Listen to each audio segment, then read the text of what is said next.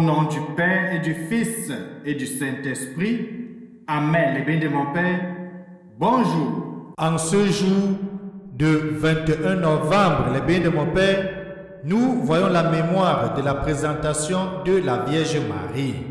Par-delà les anciens récits qui rapportent la présentation de la Vierge Marie au Temple, les églises d'Orient et d'Occident font aujourd'hui mémoire de l'offrande de la Vierge Immaculée, de l'offrande qu'elle fit d'elle-même au Seigneur à l'aube de sa vie consciente.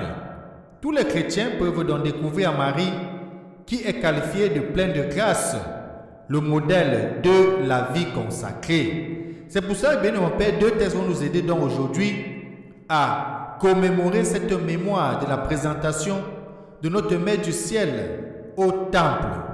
La première lecture sera issue du livre de Zacharie, au chapitre 2, les versets 14 à 17, dans lequel le Seigneur va demander aux filles de Sion de crier de joie. Et le Seigneur demande aux filles de Sion d'être dans l'allégresse, parce que lui-même va venir habiter au milieu de lui, au milieu de Sion, au milieu de la femme. Les bénis de mon Père.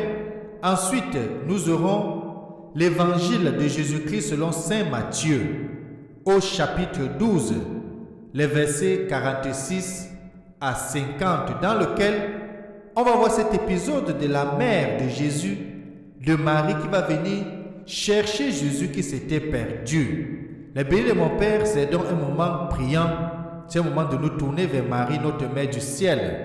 Mais surtout, c'est un moment de demander son intercession, qu'elle puisse nous présenter nous-mêmes à son Fils, comme on dit généralement, aller à Jésus par Marie. Bienvenue.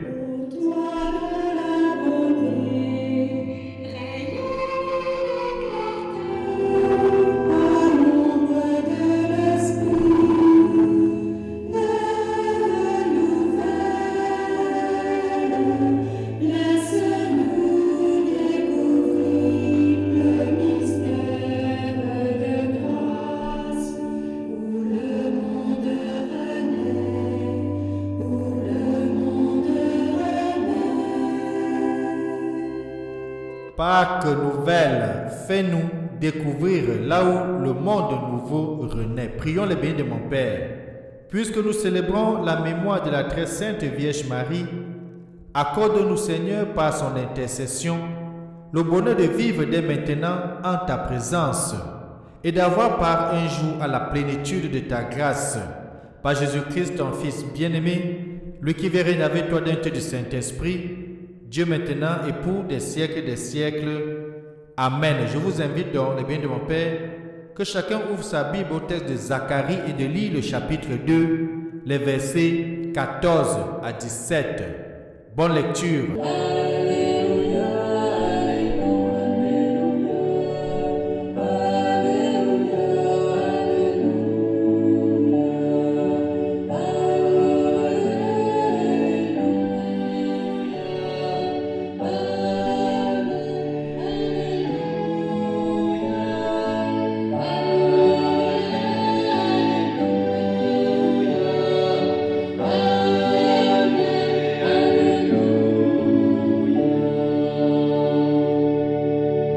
Évangile de Jésus-Christ selon saint Matthieu, au chapitre 12, les versets 46 à 50.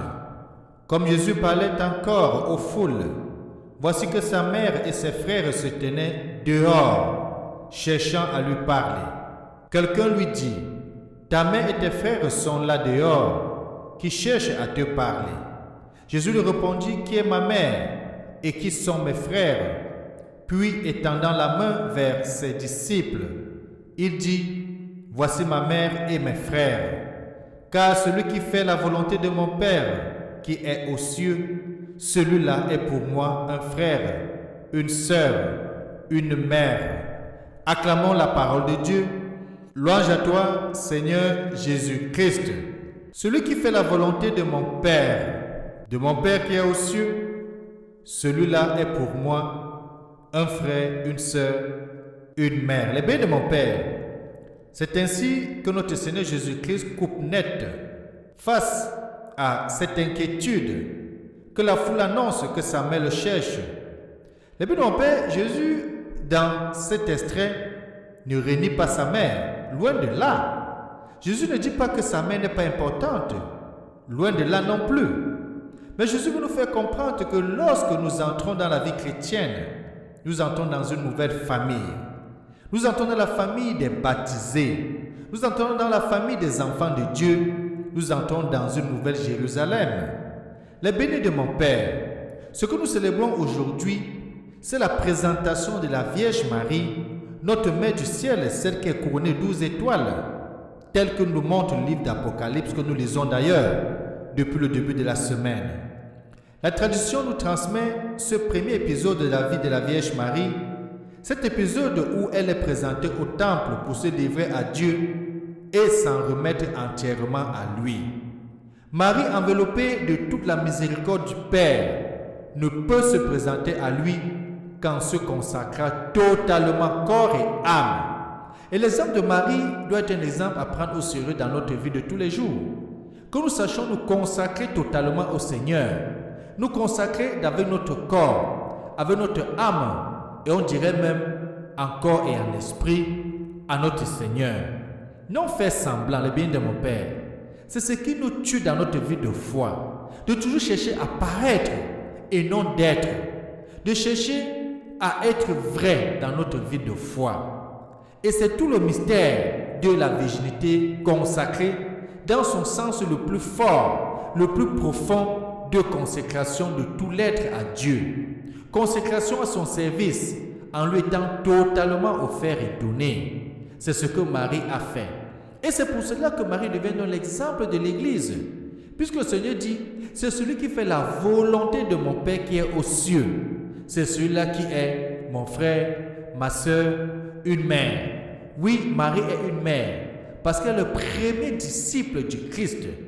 Marie est une mère parce qu'elle a montré non seulement la voie du temple au Seigneur, elle a éduqué le Seigneur selon la foi qu'elle avait. N'oublions pas que Marie est aussi une descendante d'Abraham.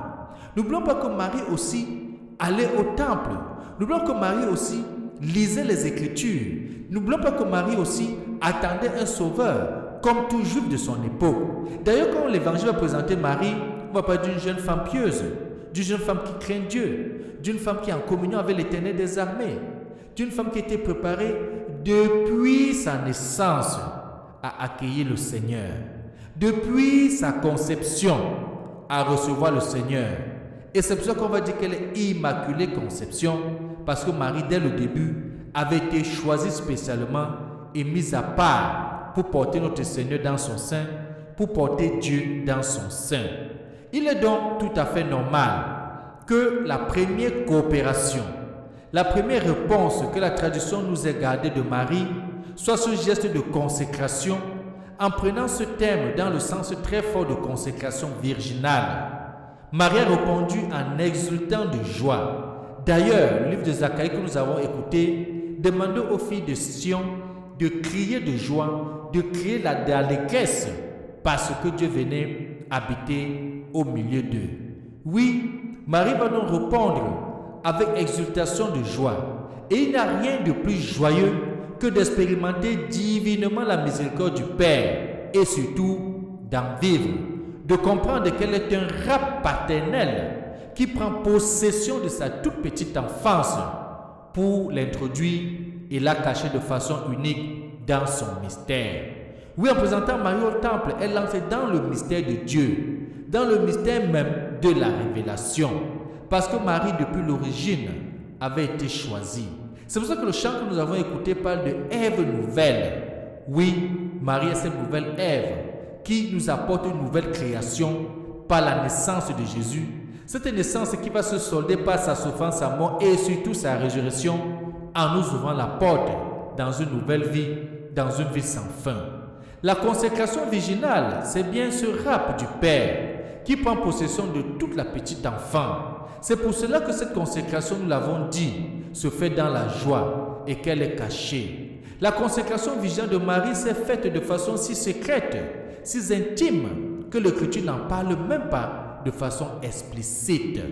Oui, il y a des brides de l'Écriture dans l'Ancien Testament, comme dans Ésaïe qui va annoncer que voilà que la jeune Vierge va enfanter. Et notons-le, la présentation de la Vierge Marie au temple va ouvrir dans les jours qui suivent d'ailleurs le temps de l'Avent, où elle sera mise en exergue, où on va parler d'elle, on va parler de sa rencontre avec l'ange, on va parler de son fiat, c'est-à-dire de son oui sans condition. Et la très sainte Vierge a dû faire ce premier vœu uniquement sous l'inspiration du Saint-Esprit et sans aucun conseil humain. Libre, elle a accepté Dieu dans sa vie.